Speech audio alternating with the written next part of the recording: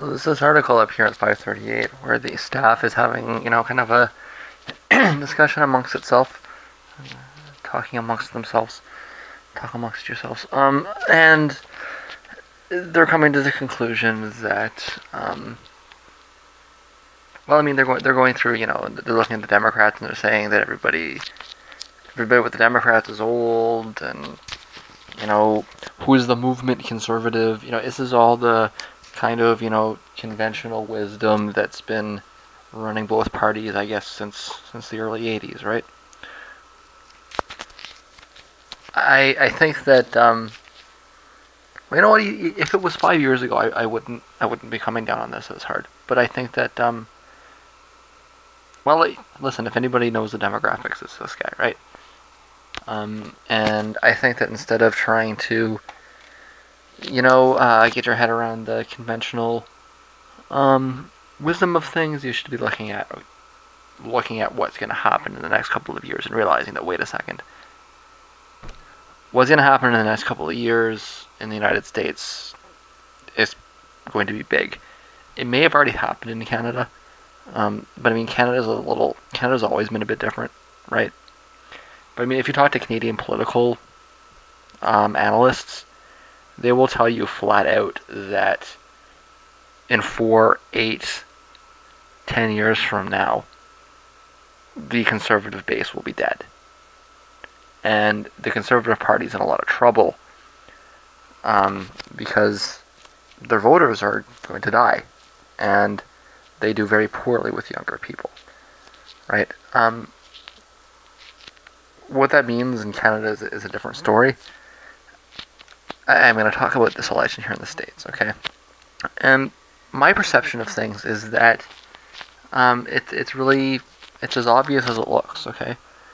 If you talk to young people, they tend to, skew disproportionately towards these third parties, and that suggests to me that the future of the Republican Party is probably something like Gary Johnson, whereas the future of the Democratic Party is something like Jill Stein. Now, not literally, okay, but I think that in terms of looking at their policies, that's probably pretty close to what we're going to see in the near future. And I'm not talking about 20 years, I'm talking about 4 to 8 years. Of course, Sanders will be gone in 4 years. We start a rapid mental decline in our 70s and start to lose it in our 80s. He's doing pretty good, for his age. 74 years old, I hope I'm that in control of myself when I'm 74. He won't be in that control of himself when he's 78, when he's 82, okay? It's unfortunate for a lot of people that have just kind of clued into Bernie Sanders, but there's not a future there besides the decline that happens when you get to that age. In fact, that's the same thing that's going to happen with Clinton and Trump. If not in 4 years, in 8. So we're not going to be talking about Sanders in 4 years, except maybe, to send him cards or maybe to attend his funeral. But we very well may be talking about one of the down-ballot senators that he helps elect. Okay? Clinton should actually expect to face a very strong primary challenger for 2020. It almost doesn't matter who it is. There's going to be an anybody but Clinton movement in the primary.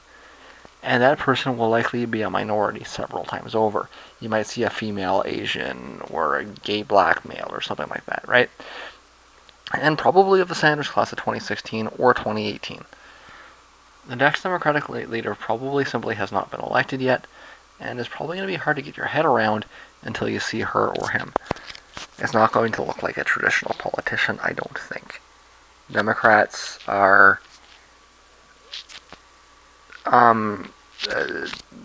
becoming the party of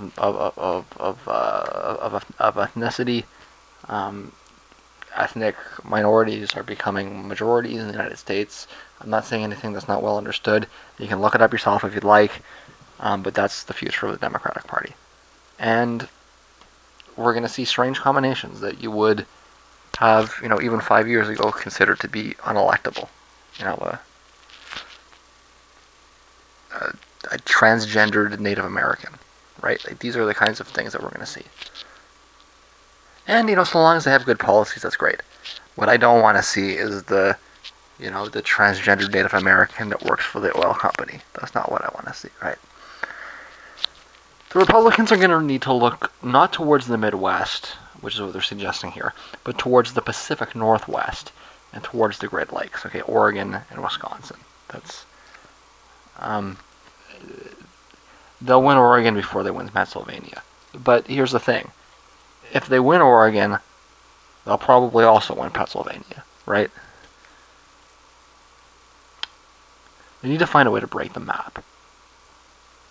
They're stuck. Okay, they're fucked. They're fucked forever. If you look at the map, there's like no way out. They're stuck. And it's not going to happen in the Northeast.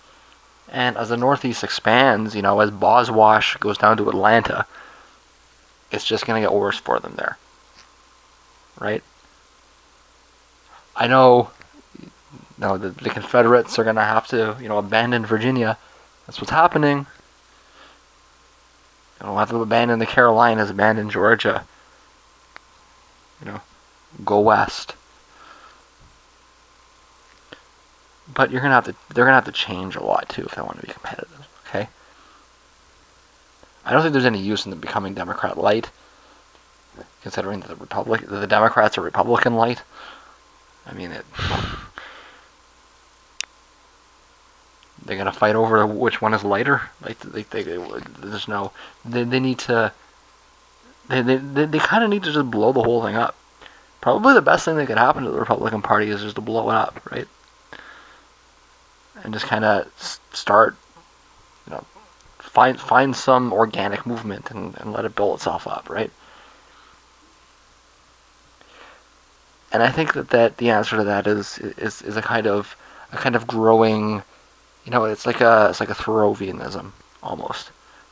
Not exactly, but I mean it's kind of like rustic libertarianism. And it's states like Oregon and Wisconsin, and maybe parts of Illinois, Missouri, Iowa, that this kind of, it's the new West, right?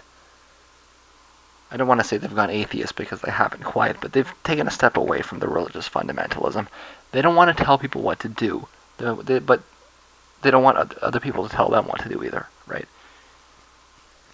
It's maybe a return to kind of an American Wild West kind of attitude, but with a stronger sense of moral fiber. I'm throwing around lofty words here, right? But I mean, when we think of the Wild West, we think of, people stealing horses, people raping women, and there's no cops, so people just do whatever they want. I think the new Wild West is more people trying to live off the land, and not really wanting to deal with people around them.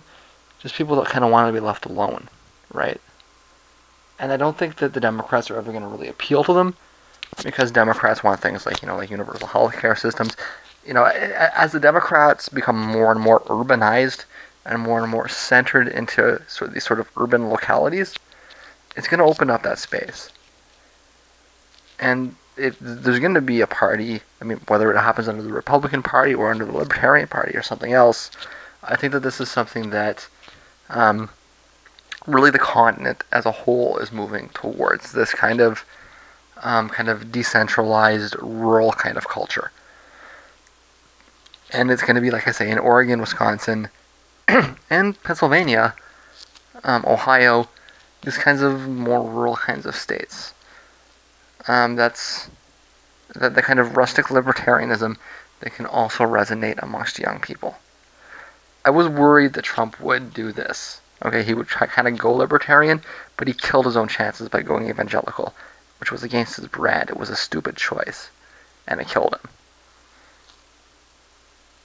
And I know that a lot of the pundits want to say that Mike Pence has made Trump seem more reasonable. I really think it's the exact opposite. I think that the biggest reason is the kind of association that Pence gives to Trump, right? I don't think anybody would have really thought gave it a second guess had Trump come out and said he was pro-choice, had he come out and taken a moderate position on drugs, but he can't do that when he's tied himself to this Republican establishment, this whole movement conservative thing. He can't do that. And that's the problem with the Republican Party, and is going to remain the problem with the Republican Party moving forward. And so long as they remain tied to this concept of movement conservatism, they can't break the map. They might get lots of donations, they might do great in local elections, but they will never break the map. And as these urban areas do grow, as Boswash becomes Bosanta or Bosiami, it might be a while before it becomes Bosiami, but Boswash it's moving into Virginia, it's moving into North Carolina. It's one state left before it gets to Atlanta. Not that far away, And the same thing on the other side, as the West Coast, encroaches and absorbs Nevada and absorbs Arizona and absorbs Idaho, and you get this kind of contiguous movement, into that kind of, once the Democrats can kind of close that block, right? Because you've got that kind of split in the middle. You've got that like New Mexico, Colorado kind of corridor, and then you've got the West Coast. If the Democrats can close that, while they're sweeping the other side as well, they sweep the coasts, and it looks like they're going to take Texas any year now too,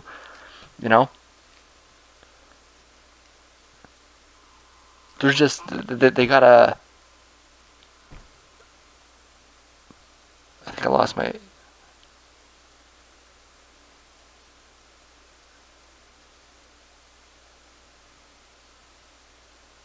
Yeah, okay, so movement conservatism, it might not disappear in Arkansas, and it might not disappear, in these kinds of, disconnected, rural states. But, the long-term trend here is encroaching urbanization. And I know, I see what's happening. I see that, the Democrats don't have a lot of local control. I think that the moment Obama leaves office, that will reverse. The next cycle, I would expect to see the Democrats do very well, because they won't be able to campaign against Obama anymore. Right? Say what you want, Americans are racist. It's how it is. Okay? Putting a black man in the Oval Office put Republicans in state legislatures. That's what happened. When you take the black man out of the office, it'll recede, okay? And like I said, the long-term trend here is encroaching urbanization on the coasts. The Republicans have to find a way out of that. And like I say, I was worried that Trump was going to do it. He didn't. He made a well, I don't want to say it's tragic, but it was certainly a mortal error, okay? Not Pence exactly, but the decision to kind of align himself with the Republican Party as a movement conservative was an error that the demographics in the country just don't support that. That kind of candidate will never win an election in the United States ever again. There will not be a movement conservative president. Like I say, movement conservatism might not be dead in local areas, but broadly speaking, it's dead nationally, and it's dying as this urbanization encroaches upon it. So that's not what the future of the Republican Party looks like. Okay, the Republican Party is not going to continue to move to the right. It's not going to continue with evangelicalism. It's not going to move in this hard right position. It's gonna mellow out. Okay, it's gonna look more like Gary Johnson. And the next Republican candidate will probably be middle-aged, Gen X. He'll wear flannel. He'll do the outdoorsy thing, like the Thorovian kind of thing. Probably be socially liberal. Not really care if you're gay or not, but very fiscally conservative. Okay. Low taxes, and socially liberal policies. That's the future of the Republican Party. Because that's how they compete in Oregon and Wisconsin and Pennsylvania. They want to continue with this movement of conservatism. They want to keep running elections on abortion. They're going to lose over and over and over and over again. And it's going to get worse and worse and worse and worse. Okay, this election, it's North Carolina. Next election, it'll be Arizona. You know, then like I say, you're looking at Idaho might be a while ago, a ways ago. Montana is probably not that far away. Okay, and these states are just gonna fall off. What's driving my thinking here is that there's a huge generational shift about to hit. Yes, there's the urbanization, but the generational, let's not pretend that the generational shift and the urbanization are two different things. It's the same thing, really, right? It's going to hit in 2020, and it's going to become really dominant in 2024. And that new reality is going to be with us for the next 50 years. That shift is going to be the bottom falling out from under the silent majority of the boomer generation. It's going to be a huge shift to the left, and it's going to hit almost overnight. But what is this? This is a correction in the spectrum, okay? Both parties have veered so far to the right over the last couple of years as to be mutually unelectable. You can vote for the insane right, or you can vote for the extreme right, right? Those are your options. Insane conservatives or extreme conservatives. You don't have a choice to vote for liberals. You don't even have a voice, an option to vote for centrists, okay? It's the conservatives across the spectrum. And they really are, even the Democrats are unelectable, okay? We focus on how bad Trump is. If it weren't for Trump really looking so terrible, nobody would think Clinton is electable either. Okay? They're both unelectable. It's just one is more unelectable than the other. So we're voting for the least unelectable candidate. It's ridiculous. So the correction has to happen. And it may overcompensate a little, as tends to happen when you have corrections. But it's ultimately going to be the country snapping back into place with global norms. And 10 to 20 years from now, I would expect the Democrats to look more like the Liberal Party of Canada, and the Republicans to look more like the Conservatives in Britain. Because the political system is going to be dominated by millennials and Gen Xers that are just completely divorced from the political positions of their parents and grandparents. I know that when we think of, we think of the hippies in the 60s, but that was a minority movement, right? It was Reagan that coined the term silent majority, and he won. And then it was Nixon first that coined it and won, he won. And then it was Reagan that appealed to them, and he won. If the hippies were such a big thing, then they wouldn't have kept electing all of these, increasingly right-wing conservatives. The Democrats wouldn't have shifted hard to the right during their tenure. The reality is that despite there being a vocal minority, the vast majority of baby boomers were right-leaning. It was a very conservative generation. That's not true of the millennials. There's been tons of polling, tons of research done. The millennials are way to the left of the boomers. And you're going to see this come out. Once boomers are finally outnumbered, that whole bottom's going to fall out. And like I say, it's going to snap, right? We're going to wake up one day and the whole spectrum will have changed. And these candidates like Tim Kaine are not going, nobody's going to give them the time of day. In the short term, we're going to have to fight her, but Clinton is very much going to be a caretaker lame duck president.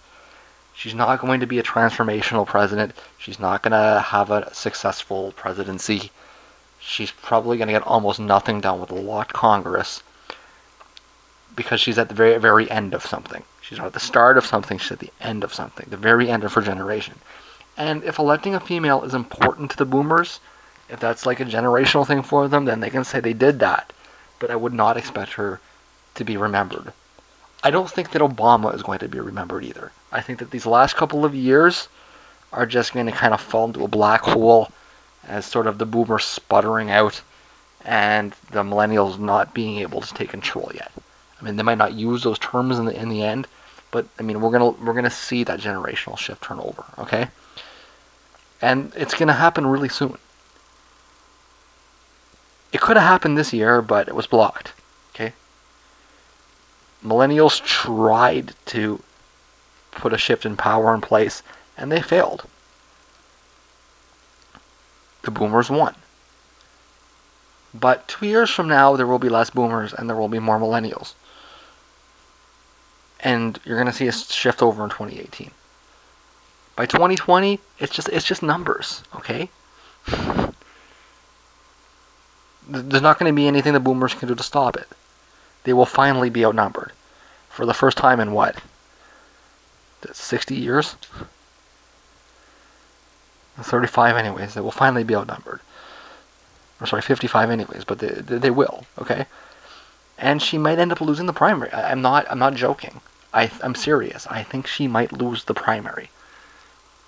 Because like I say, her support will be slowly dying and her opposition will be increasing faster.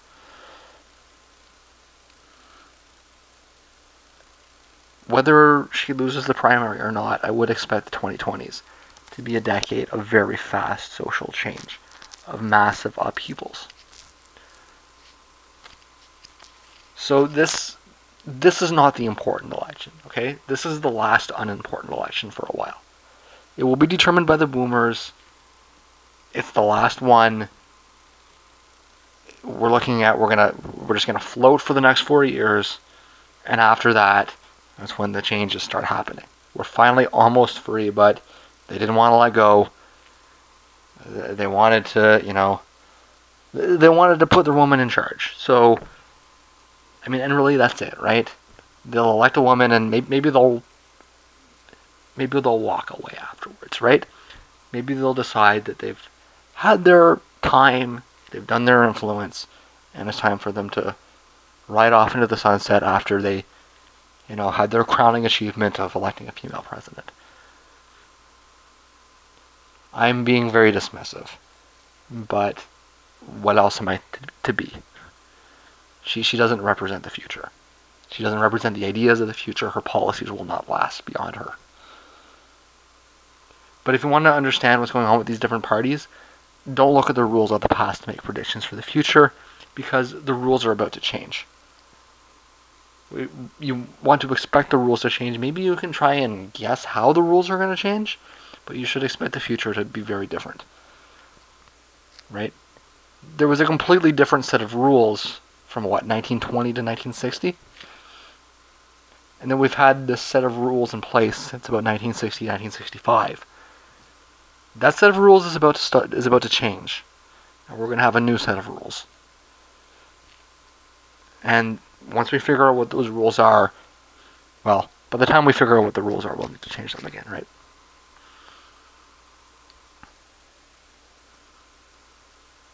It's going to be... This is the beginning of the end. Don't expect 2020 to look at all like anything you've ever seen. That's what I'm saying.